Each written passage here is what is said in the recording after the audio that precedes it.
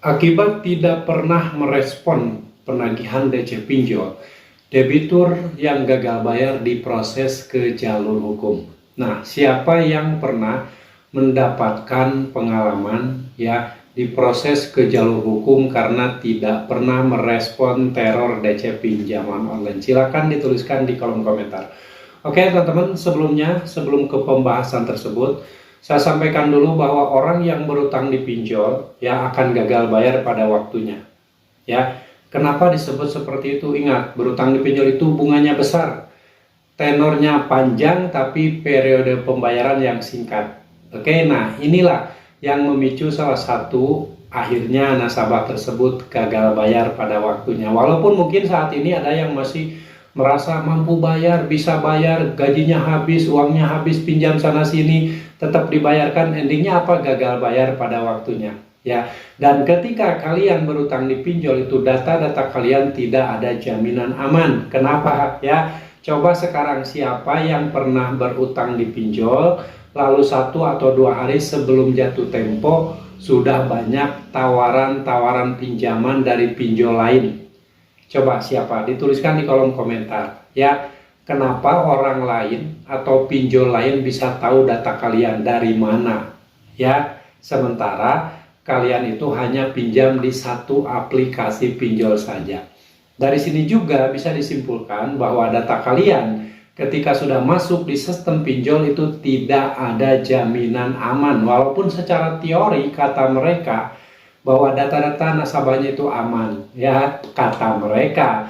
Fakta yang terjadi di lapangan tidak seperti itu, teman-teman. Makanya hati-hati ya, jangan coba-coba berutang di pinjol jika tidak ingin hidupmu hancur selama-lamanya. Oke, bagi orang-orang yang sudah terlanjur berutang di pinjol, ya tentunya dia itu akan berupaya melakukan pembayaran dulu. Mungkin di bulan pertama, bulan kedua, bulan ketiga, dan seterusnya. Dan akhirnya menemukan situasi kesulitan melakukan pembayaran.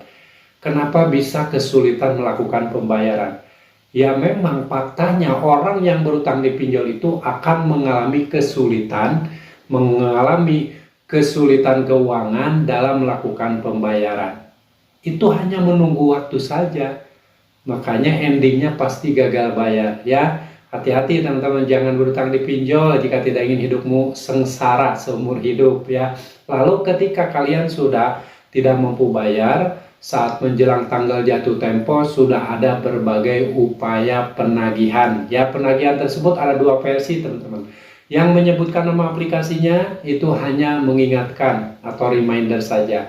Yang tidak menyebutkan nama aplikasinya, nah ini yang akan berpotensi merusak mental, merusak pikiran, merusak konsentrasi, lagi bekerja nggak fokus karena setiap waktu ditelepon, di chat, lalu isi kata-katanya itu kata-kata yang betul-betul bisa merusak mental, bikin takut, bikin cemas, bikin resah.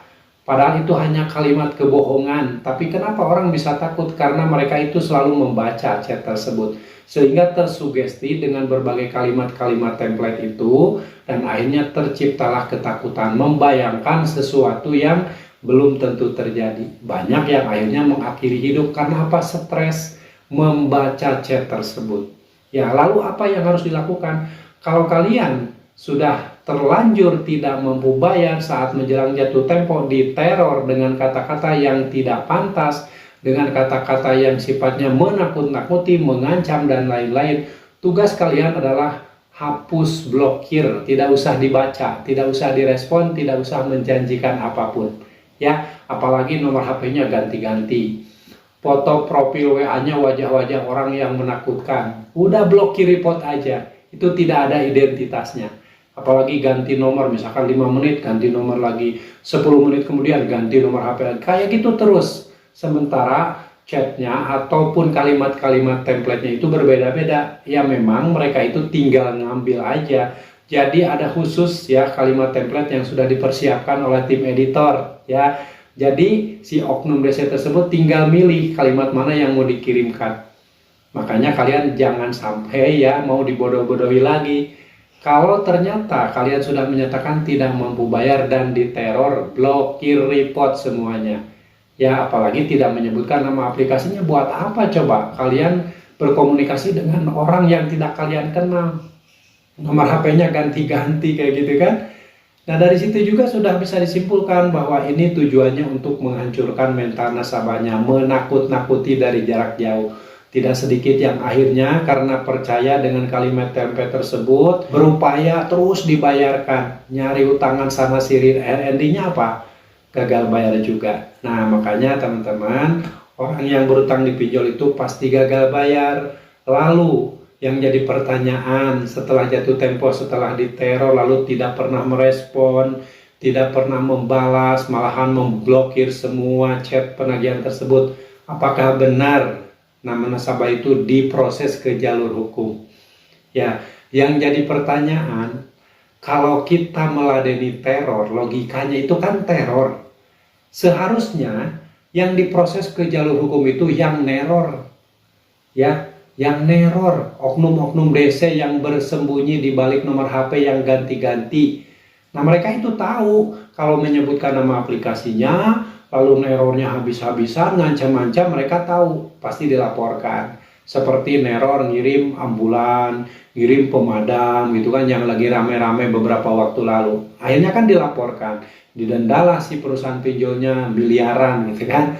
Nah, makanya teman-teman juga gak usah takut. Ketika diteror, udah blokir saja, gak ada ancaman hukum apapun, ya, gak ada yang melarang kalau kalian mengganti nomor HP, WA, email, gak ada yang melarang kalau kalian tidak pernah merespon teror dari DC pinjol, gak ada. Jadi gak ada cerita yang tidak merespon teror dari DC pinjol akan diproses ke jalur hukum. Justru yang neror yang bisa diproses ke jalur hukum kalau ketahuan, ya.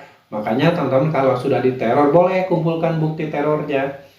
Kumpulkan saja nggak apa-apa, tapi nggak usah ditanggepin, nggak usah direspon, blokir aja kalau mau mah gitu. Nggak usah dibaca, itu mah kebohongan semua, akal-akalan DC, ya, tipu daya DC agar kamu ketakutan dan akhirnya rela banting tulang nyari duit, pinjam sana sini, hancur-hancuran ya.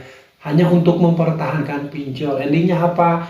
Gagal bayar juga, endingnya apa? Hancur juga si pinjol kaya raya, Anda makin sengsara. Hati-hati ya, jangan sampai mau lagi ditakut-takuti dengan kalimat-kalimat template kebohongan yang isinya hanya untuk menakut-nakuti dari jarak jauh. Jadi kesimpulannya, orang yang sudah tidak mampu bayar pinjol dan tidak pernah merespon, tidak pernah membalas teror dari DC pinjol itu tidak diproses ke jalur hukum. Tapi yang neror kemungkinan kalau terbukti itu bisa diproses ke jalur hukum. Oke, jadi gak usah takut mulai saat ini, tenang saja. Pasrah diri, terima segala macam resikonya. Agar apa? Agar kalian bisa melewati dengan baik-baik saja. Kalau kalian terus maksa bayar, tidak akan pernah selesai sampai mati pun ya. Justru nanti si pinjol makin kaya raya, hidupmu makin sengsara. Endingnya apa? Hancur hidupmu. Makanya gak usah gali lubang tutup lubang, gak usah maksa bayar. Tidak mampu bayar, berhenti di satu aplikasi. Jangan bikin lagi utang baru ya. Karena ini pinjol bunganya besar, teman-teman, akan membuat hidupmu sengsara seumur hidup. Sekali lagi, tetap semangat. Ingat ada Allah yang akan menolongmu asal kamu ikhlas. Hijrah, jauhi pinjol sebelum hidupmu betul-betul dihancurkan oleh pinjaman online. Dan ingat, kalian harus tetap semangat. Wassalamualaikum warahmatullahi wabarakatuh.